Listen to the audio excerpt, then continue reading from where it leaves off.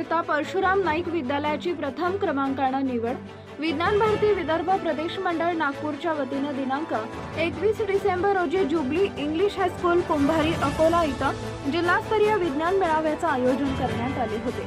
यामध्ये परशुराम नाईक विद्यालय बोरगाव मंजू येथील शिक्षक विजय पजाई यांच्या मार्गदर्शनामध्ये विद्यार्थिनी गौरी खिरडेकर व समृद्धी म्हैसने यांनी राष्ट्रीय नदी जोड प्रकल्पाचे सादरीकरण केले। त्यामध्ये या प्रकल्पाची नागपूर इथं होणाऱ्या विदर्भस्तरीय विज्ञान मेळाव्याकरिता प्रथम क्रमांकाने निवड करण्यात आली।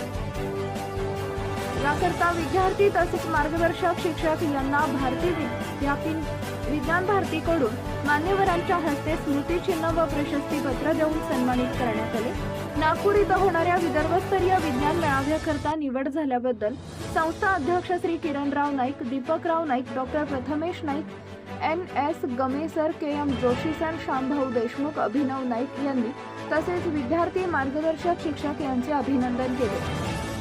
प्रदर्शनामध्ये यश प्राप्त होण्याकरता शाळेचे मुख्याध्यापक मनोज अगरकर सर, उपमुख्याध्यापक GT पोहनकर, पर्यवेक्षक SH भदे यांचे प्रोत्साहन तसेच मार्गदर्शन लाभले।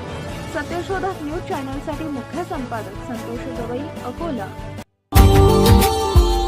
Subscribe now and press the bell icon. Never miss an update.